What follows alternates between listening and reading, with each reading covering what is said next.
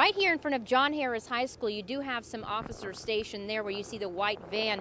And over in this direction down on Market Street and Hale Avenue, you see plenty of police action there.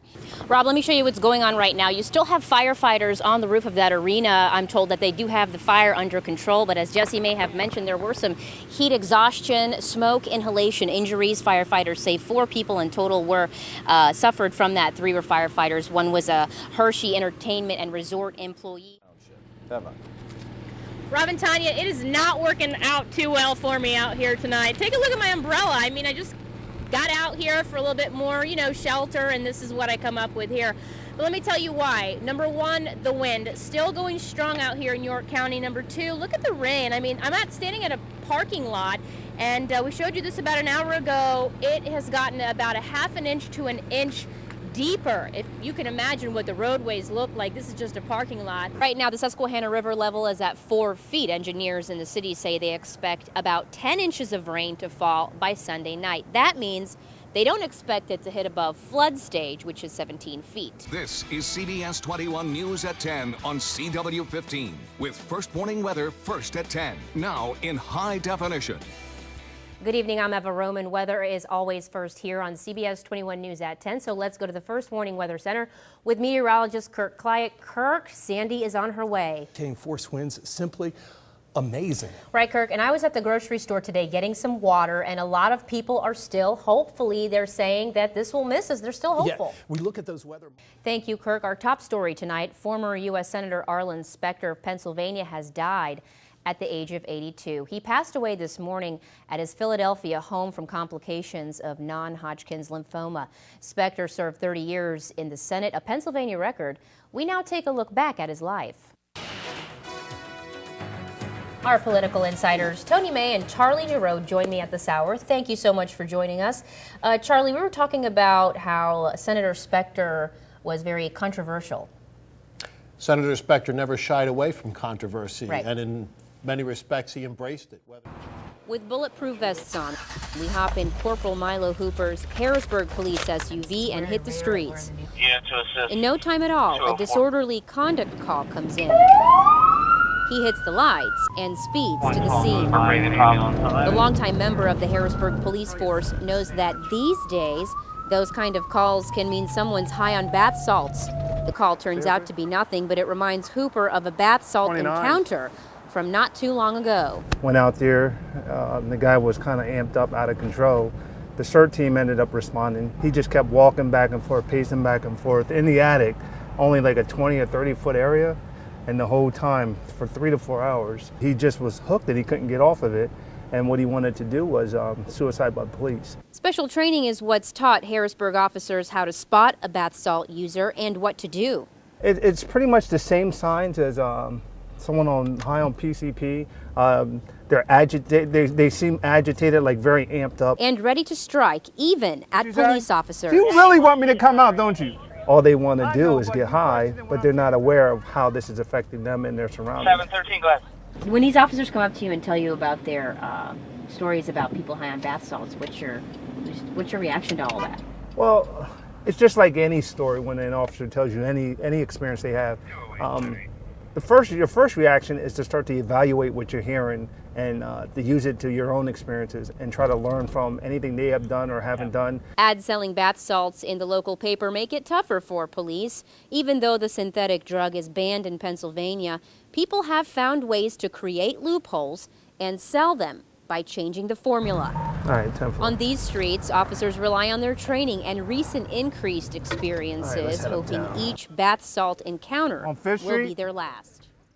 Carrie Lynn Troop was at a ballpark off London Vale Road in Paradise Township with her 11-year-old son Tyler, who was there to play in a game, and 2 of her other kids. Around 8 or so Friday night, the rain and wind came fast and hit hard. Everyone moved under the pavilion. That's when Carrie Lynn moved her SUV closer. Suddenly, the pavilion came crashing down. There was a lot of panicking. There was a lot of, the kids were scared. I mean, it was, my son was hysterical. It was heartbreaking to watch them go through it, to hear them screaming and to hear all these people, like, they didn't know what to do. Kids and parents were trapped underneath. The pavilion also landed on Carrie Lynn's SUV with her 2 kids inside. I didn't know which way to go. I mean, I had 1 kid that was underneath the pavilion and 2 that were in the truck that it just fell on. Her kids were okay. Fire crews rescued the others. Some went to the hospital, others walked away from the scene. Police said there were minor injuries. Carrie Lynn's quick decision to move her SUV kept the pavilion from crashing down even more. The corner of the pavilion actually went through the passenger side windshield of the car while they were in it. I saw they were okay, so I went around to find Tyler and trying to find between all the debris and all the people, and it was pitch black. I finally found my son, grabbed him up, and took him to the car. And just when she thought things couldn't get any worse, Carrie Lynn got home and saw that half of her roof was gone. Her fence torn apart and trees all over the place. Right now, we're just hoping that there's no further damage and that we can salvage anything. But they're just things, she says, ones that can be replaced. Shannon and Alexia are juniors at York College. On the outside, these friends look like your normal students, but on the inside, it's a constant struggle. For Shannon, it's depression.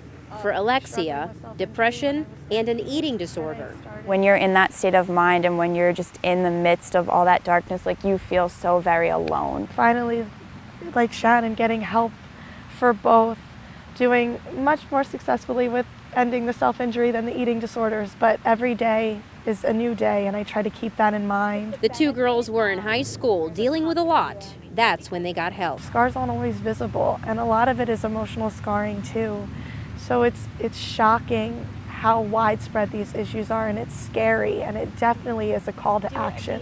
These 2 friends answered that call. Last fall, they started the To Write Love on Her Arms student chapter at York College.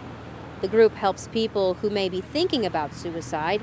They're not counselors, but they have a very long list of resources. And like, this group on campus is so great because we're saying, like, hey, you're not alone. Like, look, there's all of us here. We all care. We all love you. Like, you're important to us. Recovering from their own pain, Shannon and Alexia now hope you let To Write Love on Her Arms help ease yours. Water was about to this level, well, right under the floorboards. Wow. So we were lucky. It was an extreme flood and we survived. Catherine is hoping that Hurricane Sandy doesn't do a repeat of last year's flooding in Shipoke caused by Tropical Storm Lee. I have provisions, extra water and batteries. It's mostly if the utilities go out, that's the biggest concern. The Stout family from Middletown is also a bit worried. I haven't. They may have. You stocked up on just bread and milk. Bread and milk. But Bob and Winnie, well, they haven't been so eager. Wait and hear what happens, but I just kind of ignored it yesterday, and then I'm hearing the news reports, and they're saying it may come in, and I'm worried about flooding. Right now, the Susquehanna River level is at 4 feet. Engineers in the city say they expect about 10 inches of rain to fall by Sunday night. That means they don't expect it to hit above flood stage, which is 17 feet. As for Monday into the week, emergency management officials say it's too early to predict what will happen. What they do expect are winds 30 to 50 miles per hour. Bad news if you're a Halloween decoration. Hey, you worried about Frankenstorm coming in and blowing you away? Not much of a talker. Many people say they'll just bring the decorations in.